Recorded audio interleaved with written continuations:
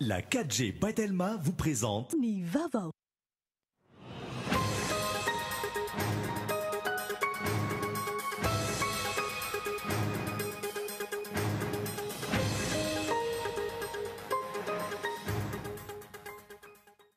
Nambaran'ny Praiministra omaly nandritry ny fionany tamin'ny mpanao gazety ny Tsongaina fa ny mpanohitra sy ireo olona maniry ny onganan'ny fitondrana ankehitriny no ambadiky ny fanaovana kidnapping sy ny tsy fandriam-pahalemana eto amin'ny nosy. Fialana andraikitra toy izany hatrany no taratry ny tsy fahombiazan'ny mpitondra HVM. Mbola tsy voafaritra ny daty amoahana ny lalàna ifen'ny fifidianana ho filoham-pirenena izay atao amin'ny ity taona 2024 ity. Noho ny toromarika avy amin'ny filoham-pirenena no mbola tsy voany ho ny Praiministra omaly. Tsy ekena ny famindrana toerana ny mpitandrina izay nahavita be teo amin'ny fiarahamonina ho ireo mponina eny ato madinika. Laja sora-bavety araka izany izy ireo nanakana ny lalana izotrany amin'ny fiangonana. Niditra antsehatra ny mpitandro ny filaminana. Nitoy amin'ity androany ity ny fiofanana teny frantsay amin'ny alalan'ny trano kara TV5 Monde ho an'ny mpiasa eto amin'ny Cool TV FM. Tafiditra anatin'ny fiara-miasan'ny Cool sy ny Alliance Française izao fampiofanana izao. Maresaka iraisam-pirenena nanomboka androany fitsaranan'ny Salah Abdeslam sisa tsy maty tamin'ny fanafiana ny tranga tao Bruxelles ny volana novambra 2024 ary ina ho isan'ireo nanao asa fiampirona ny tenany. Nandidinireo arahanao afaka fotoana fohy.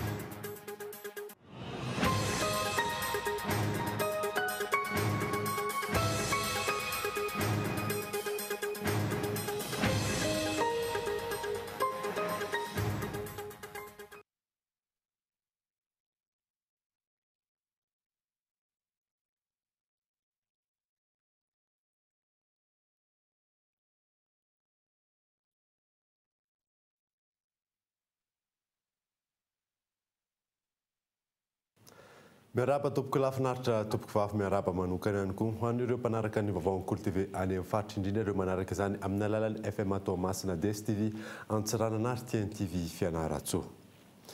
Nanombotsika ny vaovao nambaran'ny Praiministra omaly nandritry ny fionana tamin'ireo mpanao gazety ny Tsongaina fa ny mpanohitra sy ireo olona maniry ny onganan'ny fitondrana ankehitriny no ao ambadiky ny fanaovana kidnapping sy ny tsy fandriam-pahalemana eto amin'ny tany sy ny firenena. Faniliana andraikitra toy izany hatrany no taratry ny tsy fahombiazan'ny mpitondra HVM fanadiny Andra Arson.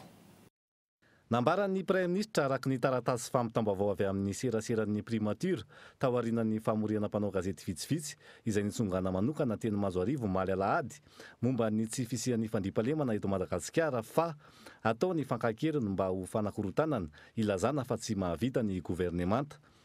Ary nampino hoe taonan'ny fifidianana ity taona ity ka atao fanakorotana ve ny fakanan-keriny. Anisany daty avy mbola ampiasaina amin'ny fifidianana ve no anaovana izany. Fialana sy fanilehana andraikitra toy izany no nataon'ny Praiministra mahafaly solonandrasana manoloana ny tsy fisian'ny fandriam-pahalemana eto Madagasikara. Midika ihany koa ve io fanambaran'ny Praiministra io fa ireo olona akaiky ny filoham-pirenena izay lasa mpanefoefo no manakorotana ny asan'ny governemanta izay tarihiny. Izany fialana sy fanilehana andraikitra izany no nataon'ny Praiministra fa tsy fandraisana fepetra mahomby sy entitra ho entina mamerina ny fandriam-pahalemana eto Madagasikara. Indrindra ireo kidnapping niatra tamin'ny fianakaviana sy ny tenan'ireo mpandrarabo mampiasa ny volana eto Madagasikara, na io teratany vahiny na malagasy. Tsy fandriam-pahalemana miao-mpampana toy izao dia tsy maintsy hisy vokany amin'ny fampiasan'ireo mpandrarany volana eto Madagasikara.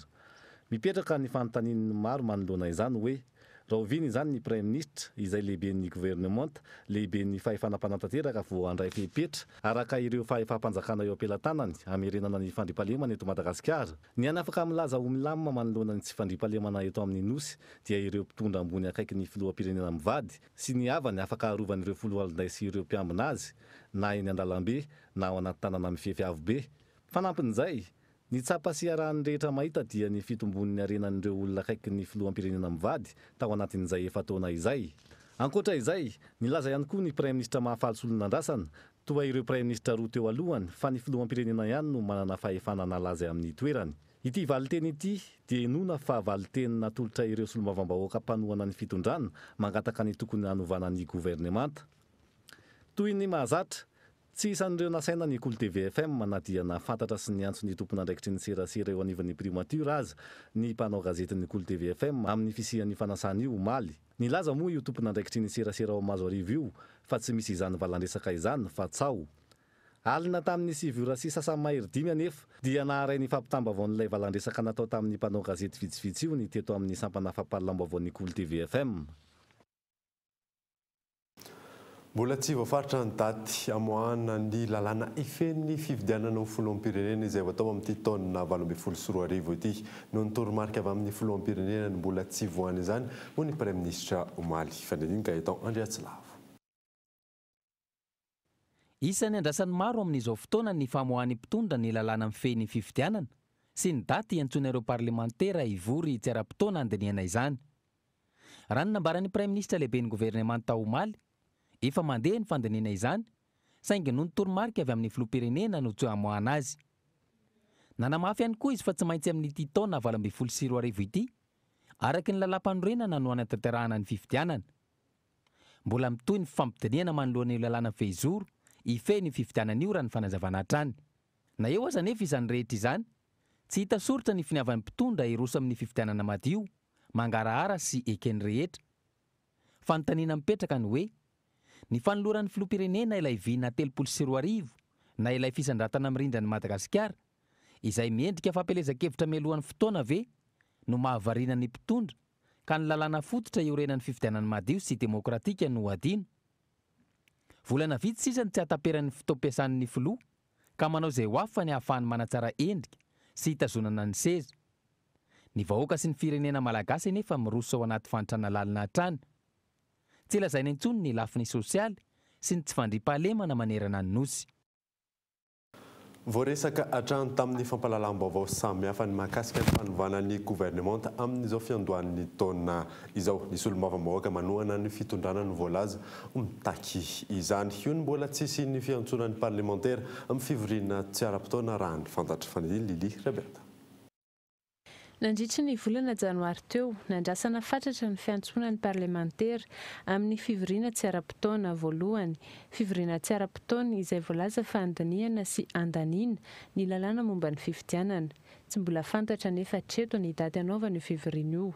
Ankoatra ny fampandaniana ny lalàna momba ny fifidianana, mandeha ihany koa ny feo fa ny fisian'ny solombavam-bahoaka mandrahona amin'ny fanangonantsony anonganana ny gouvernemanta ankehitriny. Efa nisy io fanangonantsony io teo aloha, saingy nangina noho ny tsy fisian'ny fiantsona fivoriana tsy ara-potoana. Hatreto aloha, na ny lehiben'ny gouvernemanta na ny filohan'ny repoblika, samy milaza fa tsy misy azo lazaina mikasika io vaovao io. Tahaka nataon'ireo lehiben'ny gouvernemanta nosoloina teo aloha ihany koa anefa, samy milaza ho tsao avy amin'ny mpanao gazety ny filazana ho fanovana gouvernemanta. Andrasana izay ho toy ny raharaha io. Ankoatr'izay, tsy mbola hita soritra ihany koa ireo lalàna ifehy fifidianana. Tontolon'ny fanaovan-gazety kosa indray dia olana goavana sedran'ny ireo mpanao gazety eto Madagasikara ankehitriny fanavakavahana haino aman-jery izay ataon'ny mpitondra. Raha ny fanazavahan'ireo mpanao gazety efa nanao ny asany ampolo taonany maro. Tsy misy ny fivoarana sy ny vahaolana maharitra. Michel Arnartson. Fahazona loharanom-baovao ankalalahana amin'ny fotoana rehetra isan'ny sakana ho an'ireo mpanao gazety eto Madagasikara. Raha ny fanazavana misy fanavakavahana haino aman-jery izay tsy ahafahan'ireo mpanao gazety manao ny asany ara-dalàna. Tovy mbola izay ihany koa ny mpanao gazety amin'izao fotoana izao ilay fifaniliklihana, indrindra ilay fijerena, ilay toerana na ilay haino aman-jery. Dia matetika voilika ireny haino aman-jery amin'ny lalàna tonga dia tsorina hoe fijery misy mijery tava indraindray zany na mpikarakarahan'izay serasera izay. Dia io zany tena hoe antony ilana ilay fifampiresahana.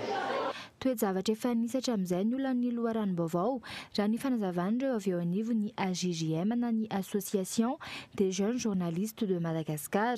Tsy mbola nisy ihany koa ny paikady sy vahaolana maharitra entina misorika izany. Ny roapolo taona dia azo lazaina fa somary nisy ihany ny olana sedrena tao anaty 0 taona izay kanefa tao hoe tsy dia nampanina loatra ny mpanao gazety tamin'izany fotoana izany fa saingy ankehitriny miroborobo moa izao fotoana izao haino aman-jery samihafa dia izy ilay fandresana teo hoe ny olana matetika ilay fahazoam-baovao avy amin'ireo tompona andraikitra sy nambaranatonga ny tena olana hatrehan'ny mpanao gazety dia izay no anton'ilay fifampiresahana ireo tompon'andraikitry ny serasera oniovindreo département samihafa na ny androm-panjakana na ny ministera izay ahinoana fitarenana indraindray. Ilay fitarenana dia mifototra amin'ny misy ny somary fanili-klien ataon'ireny olona tompon'andraikitra ireny, dia io zany misy ny fifampiresahana hoe inona ilay anton'ny fifanili-klien dia inona no fiarah-miasa tokony atao mba hisoroana izay fifanili-klien izay. Raha ny zava-misy eto Madagasikara, saika manenika nosy ireo haino manjery manohana ny fanjakana ary saika zary tapenam-bavy ireo izay tsy manana friana miandany ny fitondrana. Hatreto tsy mbola misy ny antontanisa mazava mameno nisan'ireo tena mpanao gazety marina eto Madagasikara. Mikaikaika ny avy ao anivon'ny commune Antananarivo renivohitra amin'ny fitsokony fanjakana amin'izy ireo, izany amin'izany ny fanondrenana foto-drafitrasa manamorona ny ranona nosy, eo ihany koa ny tsy fanomezana famitsim-bola. Fanadiny io ny nasaina. Mitaraina ireo mpitantana ny tanàna eo anivon'ny commune Antananarivo renivohitra manoloana ny ataon'ny fitondrana fohy be izay toa manao tsinotsinona ireo tompon'andraikitry ny tanàna raha ny fanazavana azo. Tsy nisy fifampiresahana, tsy nisy fampahafantarana ny foto-drafitrasa ataon'ny fanjakana fohy be manodidina ny ranona nosy raha nambaran'ny lefitra faharoa ny ben'ny tanàna Andriamora Sata Julien.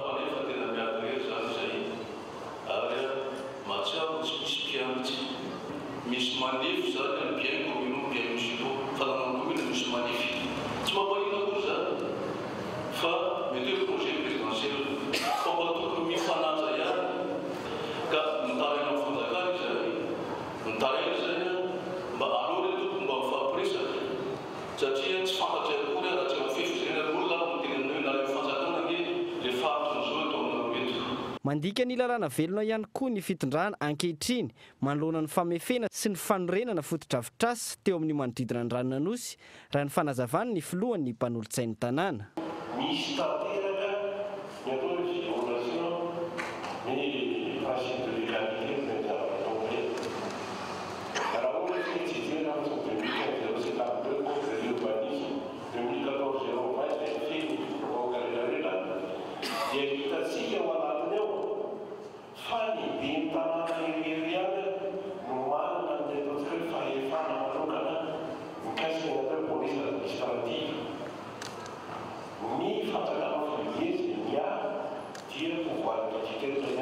Tsy vao izao no nisy disadisa teo amin'ny mpitantana ny tanàna sy ny fanjakana fohy be.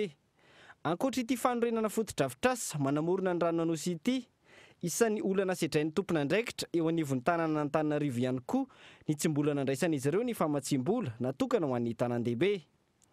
Raha ny zava-misy, ny vahoaka hatrany no mijinja ny vokatra izay disadisa misy eo amin'ny rontota izay. Raha tsy ilaza afa-tsy ny ara-tsin-dalana izay miteraka fitohanan'ny fifamoivoizana, ny fako mivangongo etseroa mahatonga ireo karazana valana aretina. Tonga teny anosy fotoeran'ny ORTM sy ny RNM TVM ny syndicat-ny mpiasam-panjakana izay nitarihany Randriamatoa Randriamamonjy Soufy Laurentin, mpandrindra nasionalin'ny F3M iona amin'ireo mpitantana ao amin'ny ORTM, TVM, RNM manoloana ny fandroana amin'ny tsirariny ireo mpiasam-panjakana maheriny roapolo nanomboka tamin'ity fiandohan'ny taona 2024 ity. Fanampanazavana. Miatondihan'ny syndicat dia izay moa ny rôle amin'ny syndicat satria syndicat mpiasam-panjakana zahay dia tsy maintsy mijery ny olana mahazo ny mpiasam-panjakana izay miantso anay zany dia tonga izay satria tsy mety loatra raha izany ny zavatra marina. Raha ohatra ka zavatra tsy amina assainissement amina zavatra tsy misy raison ohatra mialatsindra amin'ny teny an'izy tsy misy zavatra fiandohany zavatra akory fa rorohana misy ny lalàna tsy mety aminay zany zay. Zay natongavanay resaka amin'ny tompon'andraikitra voalohany zay rehefa tsy mety ny fifampiresahana mazava miala tsiny aminy satria ny lalàna dia milaza fa misy karazany ny mpiasam-panjakana, misy ny ECT, misy ny ELT, misy ny fonctionnaire titulaire, misy ny UEFA. Zany rehetrarehetra zany misy taonany avokoa fijery fa tsy hoe ny olona tsy mananasa zava tsy fitiny, ny olona mananasa indray no roanao amin'ny lazara. Tsy ekene zany zay ny atondianay magabe. Lafim-baovao hafa kosa indray dia tsy manaiky ny ametrahana pilone ireo mponina ao amin'ny fokotany Andavamamba anaty hazo faharoa. Ny tsy fisian'ny fampahafantarana melo sy ny mety ho vokatra tsy no antony izany faradiny io ny nasaina. Ny lanja sora baventy ireo mponina ao amin'ny fokotany Andavamamba anaty hazo faharoa ny ariva teo manoloana ny fisian'ny tetikasa fanorenana pilone anatambazotra tserasera iray eny an-toerana. Ireto solontenan'ny mponina ireto izay tsy manaiky izany fanorenana izany raha ny fanazavan'izy ireo. Andro alina metanany teo dia zitanay raha tsy efa maraina ny andro vao hitanay nitsangana teo. Tokony any amin'ny tany tsisy olona any ny anaovany an'io. Fa tsy ety voatanana ohatr'izao zany tsy mety. Ambadika an'io misy sekoly, tanàna fipetrahanay fa tsy mpanovo zay dia tsy afaka niala teo dia tsy mety zay. Eto aminay zany ambany tanàna dia eto mafa mikorota-tsaina daholo ny olona fivelomana dia ampino io dia vao mahay mikorotana ny adohan'ny vahoaka tsy mety mihitsy ny ipetraran'io eo. Tsy nampafantary ny fokotany izany fa nafen'ny fokotany io. Efa tany amin'ny fokotany zay efa tsisy nafantatra an'izany mahitsiny. Tsy ekeny fa mahakarary io satria efa tena nantrika io naika apetsaka zareo dia tsy nekeny olona teny rehefa tonga ety aminay koa tsy ekeny. Ny fiafaran'ny herinandro teo no niroso tamin'ny fanorenana ireo teknisianina raha nambaran'ireo mponina eny amin'ny manodidina ary andro alina no nanatanterana izany. Tsy nisy ny fampahafantarana mialoha raha ny fanazavana hatrany. Nandiso izany ny sefokotany raha nanontaniana mahakasika ity tetikasa fananganana pilona eto amin'ny fokotany iadidiny ity. Efa nisy ny peta-drindrina raha ny nambarany. Fandao dia volamana zany dia tsy misy fitakany amin'ny fahasalaman'ny olona mihitsy izy io. Misy efa misy afisage nataony zareo mipetraka teto fokotany isaky ny ambara tonga ny anaovana autorisation io zany tsy maintsy misy an'izay foana. Fa ny olona moa rehefa tsy avy mitsangana le izy vao taitra foana le olona hoe ahoana ny fisian'ity zavatra ity. Za aloha tsy nahita an'le hoe andro alina kosa andro atany kosa kosa andro alina zany mametany io. Olana mipetraka hatrany amin'ny fananganana pilona toy izao ny tsy fampin'ny fanazavana amin'ireo mponina manodidina ny fanorenana. Ny fahasalamana izay mahasarotiny ireo tokantrano manodidina kanto no mahatonga ny hetsika fanoherana toy izao. Ny ena ny vokatra mananasy raha ampitaina tamin'ny taona lasa mbola sarotra ihany koa raha ny fanazavan'ireo mpamboly mpivarotra ny lalana atongavana amin'ny fanondranana. Faniny Michel Ranarjon. Volana janoary sy febroary fotoana fahavokaran'ny mananasy eto amintsika. Eto amin'ny tsena Nanosy be mitobaka ny mananasy avy any Akadinandriana sy Arivony Mamo ny mananasy tongeto. Raha ny fanadinana tao amin'izao vanim-potoan'izao mananasy eo amin'ny 4 camion isan'andro no mamatsy Nanosy be. Ny ena ny vokatra mananasy raha ampitaina tamin'ny herintaona. Izao izy loha moramora amin'ny vidiny amin'izao satria izao mifekarana. Dia rehefa ohatra hoe volana janvier sy février izy dia midikidina zany amin'ny vidiny hatreo amin'ny 500 sy 1000 mamidina. Fa raha ohatra hoe manomboka hatrany amin'ny volana mars amin'ny makany iray izy dia lasa miakatra amin'ny vidiny 2000, 500 sy 2. Manodidina ny 210 ariary sy 510 ariary ny iray amin'ny mananasy amin'izao. Tafiakatra 500 sy 20 ariary kosa izany rehefa volana martsa. Ankoatra ny fihenan'ny vokatra, ny ena ihany koa ireo olona maka maro eto Anosy be ho ahondrana raha ny fanazavana. Ohatra ny tsy dia nisy firy ny fanondranana tamin'ity satria sarotra ny vidim-piainana miakatra daholo. Ka dia sarosarotra tamin'ny fanondrana nanondrana entana tamin'ity taona ity. Tamin'ny herintaona tamin'ny taona lasa nandeha ny nanondrana betsaka mihitsy nakany mazakany ny mpanondrana maka foana. Tamin'ny herintaona izy arakaraka ny komandony alefa ny isaka ny alatsinainy ny talata laka zoma. Tsy mandeha amin'ny tôbila fa amin'ny sobika dia amin'ny kesika. Eo amin'ny 700 isan'andro. Araka izany mbola mijanona amin'ny fanondranana ato amin'ny tsena anatiny ny fanondranana mananasy eto amintsika. Sarotra ho azy ireo ny mitady lalana amin'ny fanondranana any ivelany. Raha tsy ahivina, voankazo isan'ny betsaka vitamina A ny mananasy 10 hatramin'ny 720 grama isaky ny 100 grama. Betsaka vitamina C ihany koa 12 miligrama isaky ny 100 grama. Ary voankazo mitondra hery 250 kilokaloria isaky ny 100 grama. Fahatarana mananasy tsara sy masaka dia le izy raisina tsara dia ty ohatra zao ohatran'izao izy. Zao izy zao ny kolera tsara izy zao. Dia rikatra leotra maitsomaitso ohatran'izao izy le fanondranana tsara lefirery. Iny ijerevana anazy indray hoe tri izy. Lehibe ranony izany le kitikitihana kely atao azao iny. Nondray ary anaraka dokavarotra isika aorinan'izay no ahitantsika ny korotana teny Atomadika noho ny famindranana ampitandrana. Eo ihany koa ny famaranana ny fankalazana amin'ny fahafitopolo taona ny Alliance Française. Rehefa avy eo ary.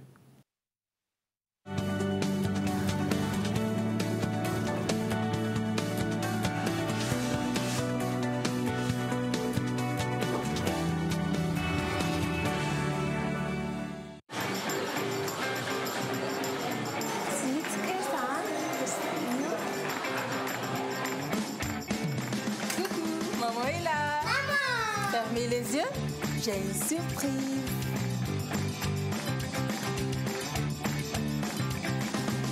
Waouh, trop fort la vitesse 4G. La Powerbox by Telma, c'est extra pour toute la famille. La Powerbox by Telma, c'est l'internet 4G immédiat pour les fans de vitesse, avec 20 gigaoctets sans engagement, à seulement 149 milliards. Rendez-vous en Telma Shop. La 4G by Telma, plus de 60 villes couvertes à Madagascar. Telma, numéro 1 de l'internet à Madagascar. Fantarny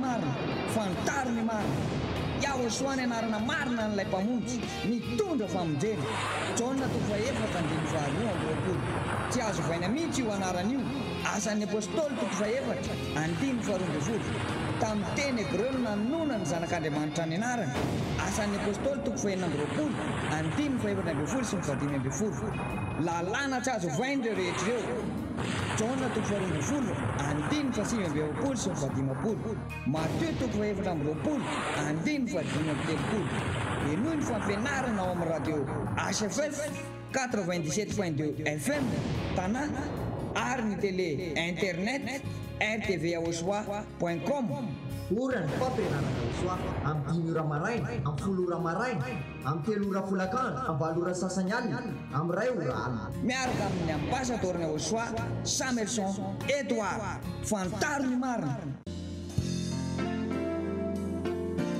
Gasy Events manolotra ho anao Saint-Valentin miavaka miaraka amin'ny Ritsy Ramanantoanina sy fanjandriamanantena ny alahady 12 febroary izao amin'ny 4 ora tolakandro ao amin'ny CCSK Antanimena. Ndao ankalaza ny fety mifankatia ao anatin'ny mozika mampifaly fo acoustic live seho tokana iarahana amin'ny Ritsy Ramanantoanina sy fanjandriamanantena alahady 12 febroary amin'ny 4 ora tolakandro ao amin'ny CCSK Antanimena. Fandridenizao ny toerana partenaire média Cool TV.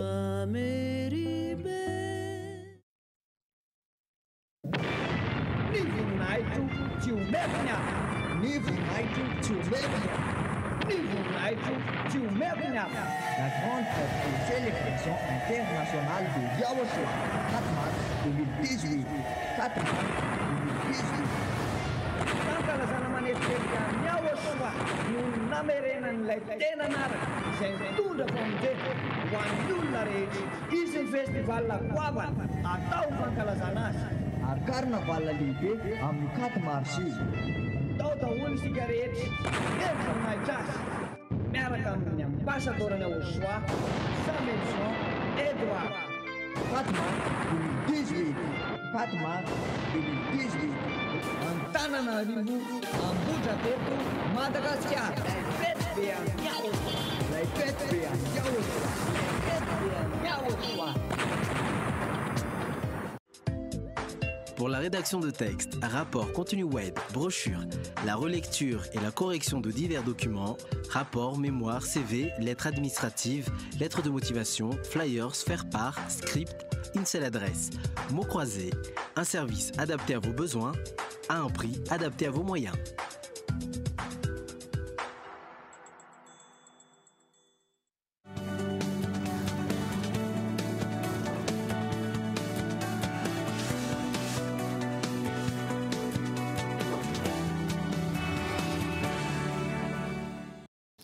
Veneto amin'ny fampahalalam-baovao isika nitoy tamin'ity androany ity ny fifanana teny frantsay amin'ny alalan'ny tranokala TV5 Monde ho an'ny mpiasa eto amin'ny Cool TV FM. Tafiditra ao anatin'ny fiara-miasan'ny Cool sy ny Alliance Française Faridy miantarandrianay. Nanomboka androany ny fiofanana teny frantsay nomeny mpampiofana avy amin'ny Alliance Française tontosaina teto amin'ny Cool TV FM. Mpanao gazety, mpanentana ary teknisiana maro teto amin'ny Cool TV FM no sitraka izany. Tafiditra anatin'ny fiara-miasan'ny AFT sy ny Cool TV FM izao etsika izao ary zava-dehibe eo amin'ny sehatry ny asan'ny fandalinana ny teny frantsay eto amintsika hoy ny mpampiofana.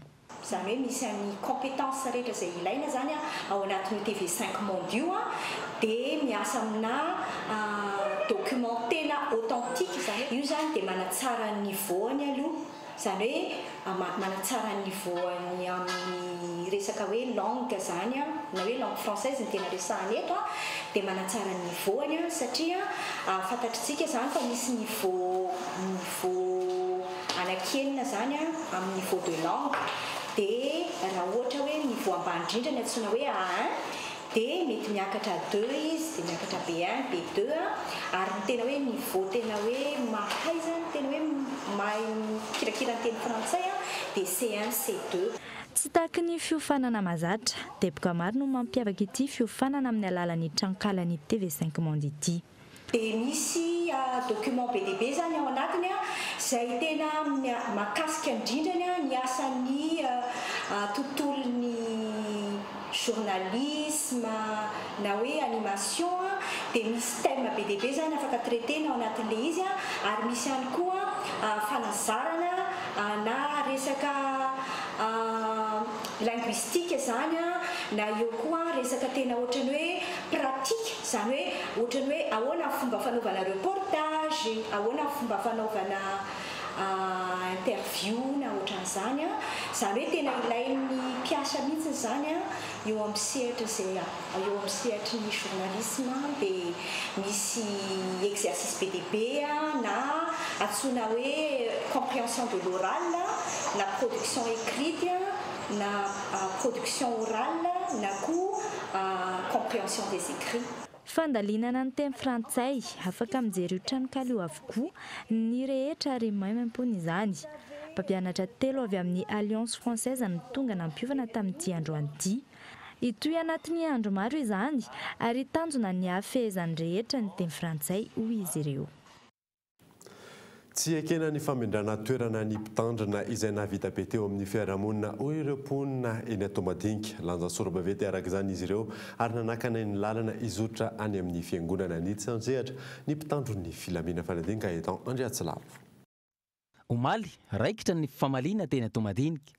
Antony tonga aka ny toerana ny mpitandrina vaovao amin'ny fiangonana Zandriny iray saingy tsy navelan'ny mponina hiditra.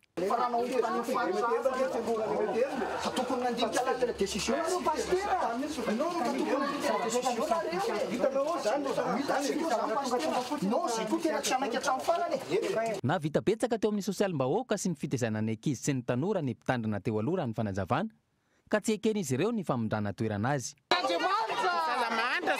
Izy ny ampian'ny ankizy mahantra tao afaka mianatra ny ankizy na tsy manana okolage arany tsy tokony aongana sady naloto be ngely fianarana totale fiangonana totale hoe kolokaina fotsiny atoloko anao kolotsaina misy ray aman-dreny veriny lolo vato mba ntaona amin'io olona mpivahiny inge anao nonka de fa vahoaka atao madinika anga manasanao manangatana manaiky fa mbola io pasteur ny tazominay ny antso izay mba hiverenany amin'ity fanapahan-kevitra petatoko sy fanapahan-kevitra diso no raisiny mampiahianay tompony fanapahan-kevitra andraisina satria manana endrika kolokolo hoaiza zany reto zanaka atao madinika hoaiza zany reto tanora anahoana indray no avy fiangonana hiverina amin'ny mahakoloara de la moro azy ve. Nilaza kosa nefa ny iraka avy amin'ny synodam-paritanin'io fiangonana io fa misy toerana hafa nirahana azy.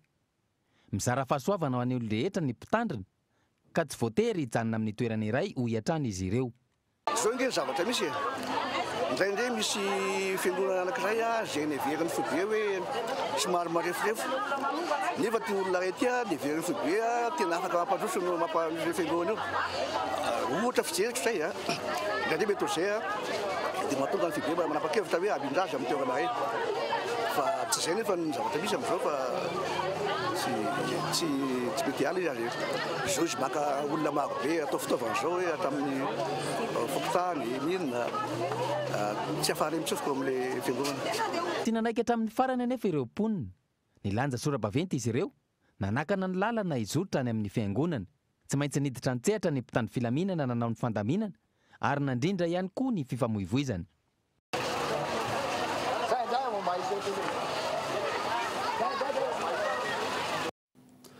Vaovao ara-kolontsaina kosa indray dia fankalazana ny fahafitopolo taona ny Alliance Française entina amaranana izany ny safidin'ny varotra fampirantiana izy ireo iarahana amin'ny Salomon Mananara. Fanadidina.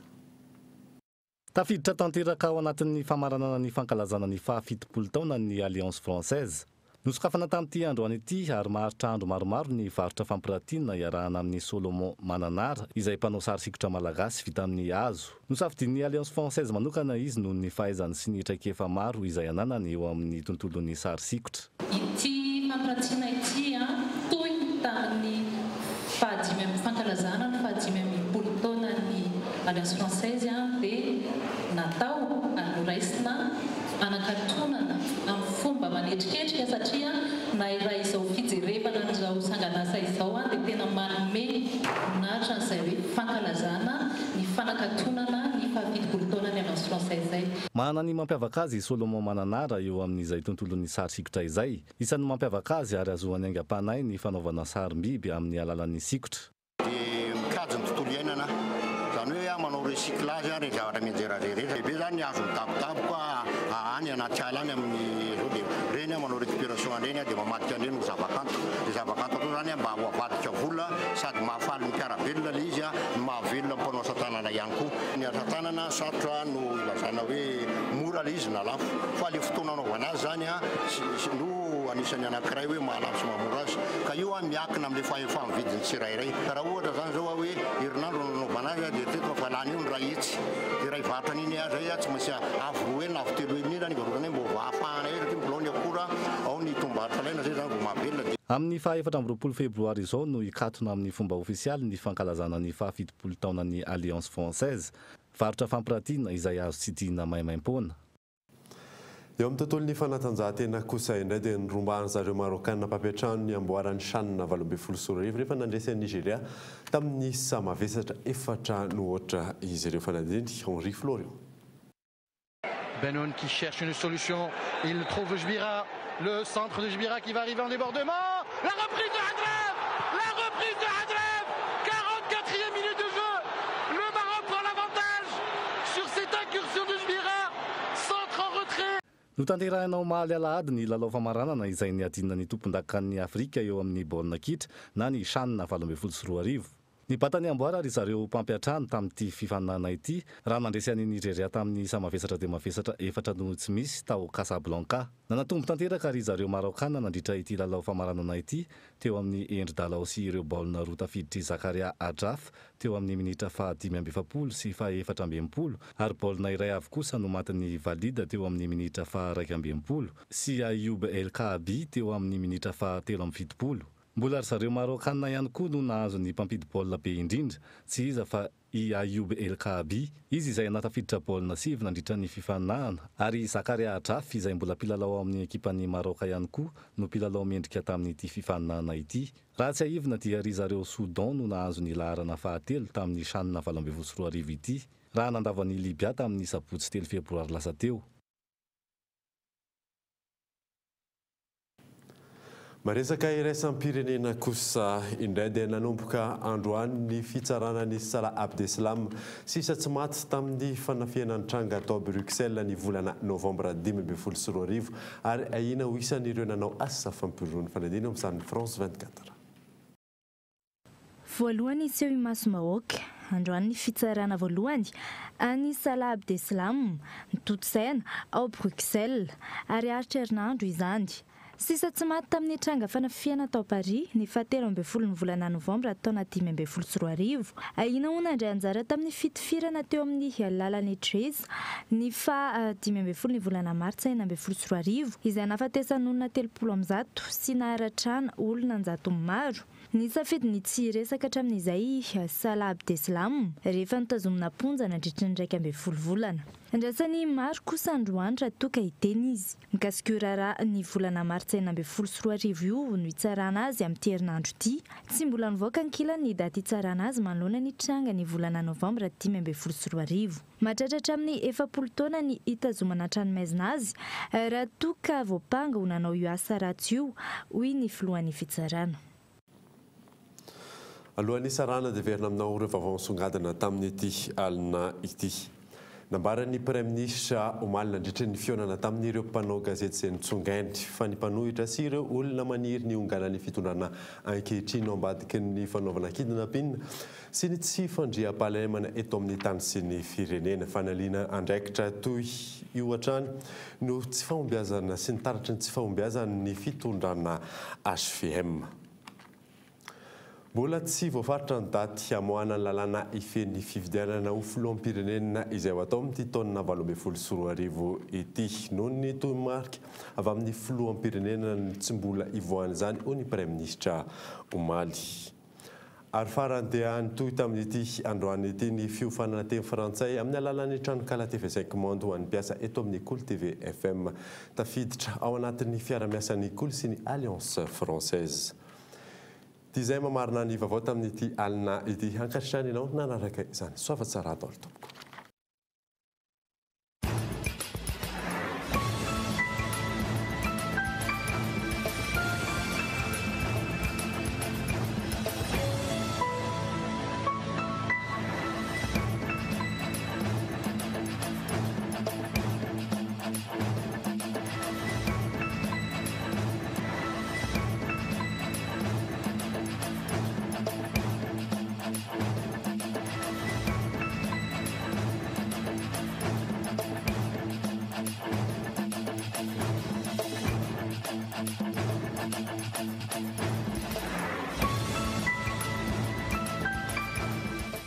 La 4G by Telma vous a présenté Ni Vavao.